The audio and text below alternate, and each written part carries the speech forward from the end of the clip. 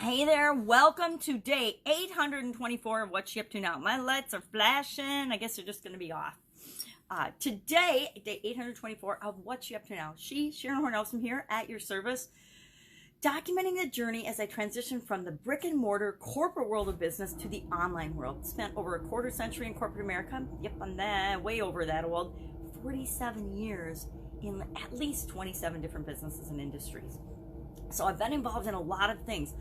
Most of them really successful, some of them epic failures and disasters, which I actually was learned the most from, right? I have learned over my decades that I learn the most and change the most and grow the most from the stuff that doesn't work out for me, the things that are challenges, obstacles, problems that I didn't think I was going to survive.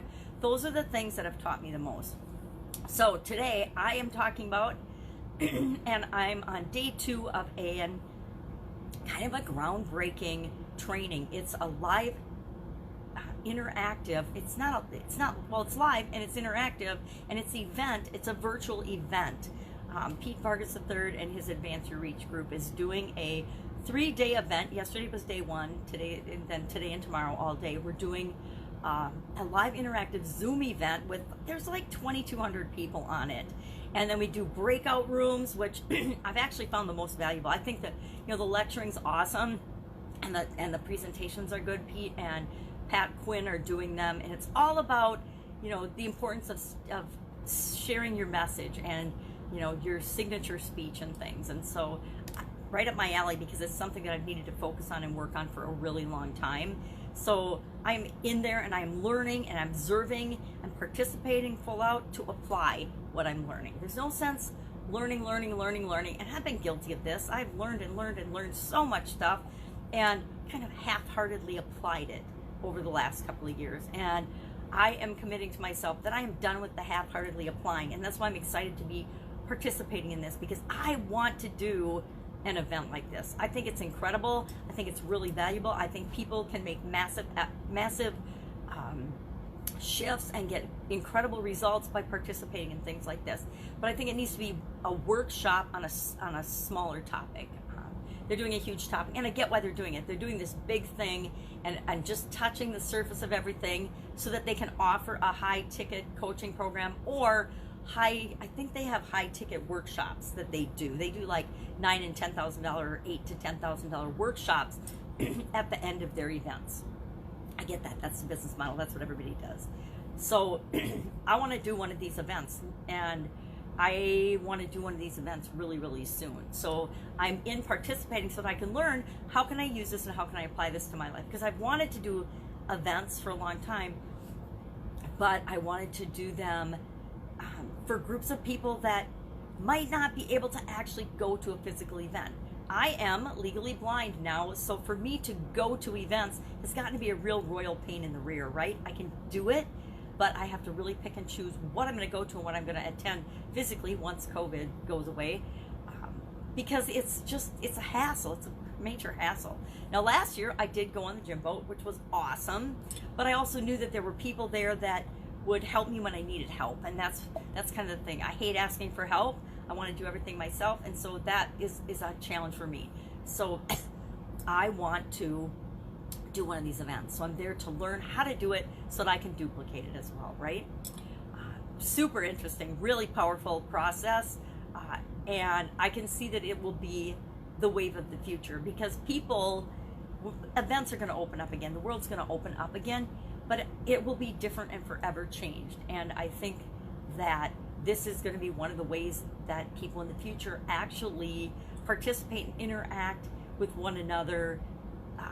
That's a kind of a combination of the old events, the old live events, and the marrying with technology. So it's fun to watch and see what the technology can do.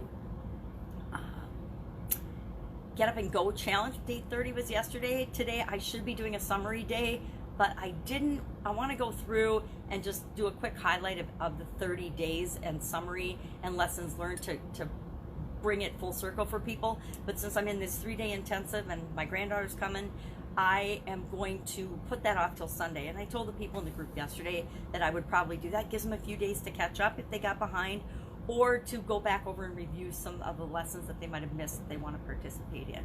Plus, it buys me a couple of days. I'm doing this 3-day event, plus I'm still in the 30-day challenge, and I'm in another challenge that I'm just kind of auditing and listening to, because I have discovered that 4 challenges simultaneously is a little bit too many, especially when one of them, well, when one of them's my own that I'm leading, when one of them is one that involves reading, right? I'm doing a 30 books in 30 days reading challenge, and I have to admit that one is pushing the envelope of my capability.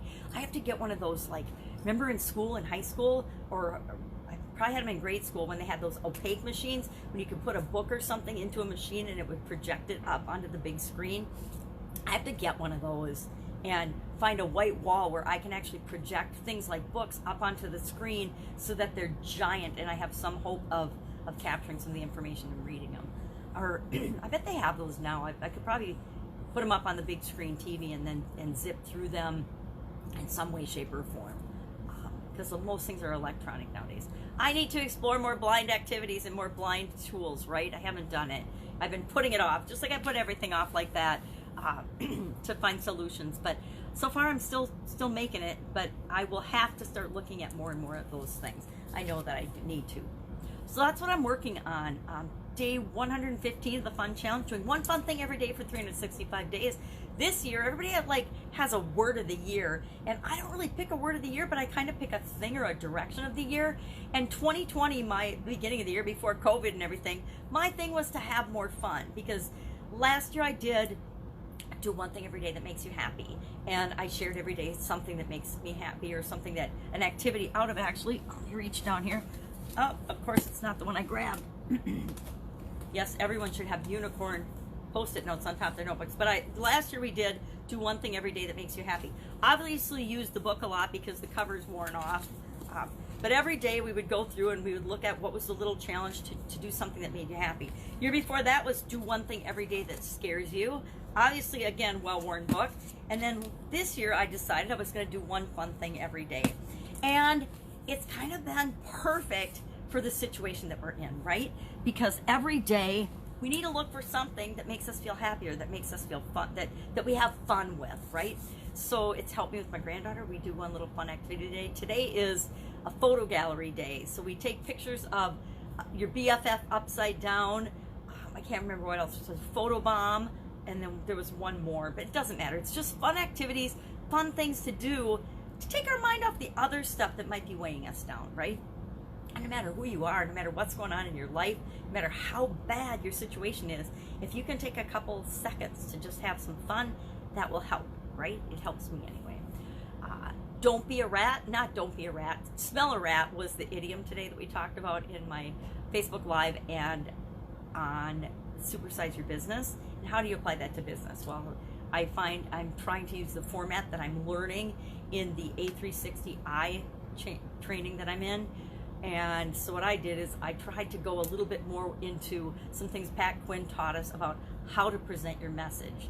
And I didn't do very well. You're supposed to do this story braid, and I'm going to practice that and get better and better at that. So you'll probably start seeing it as I change in format and try to be more on purpose with the content and the information that I share.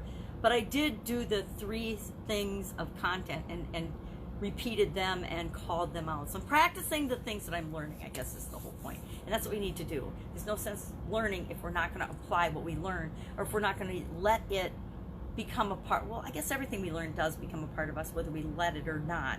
And we can try to resist it, but once we learn something or see something or are exposed to it, it goes into our subconscious. And someday when we need it and we're ready to use it, it'll bubble up and we'll use it. That's it. That's all I've got today. Have an awesome day. Oh, it's the 1st of May. Hey, 1st of May. Something happens today. But it probably won't because of COVID-19. Who knows? Who knows? That's a story for another day. Have an awesome day. That's a human story where it was, yeah, that's definitely a story for another day. Have a great day, and I will, of course, be with you tomorrow. Bye.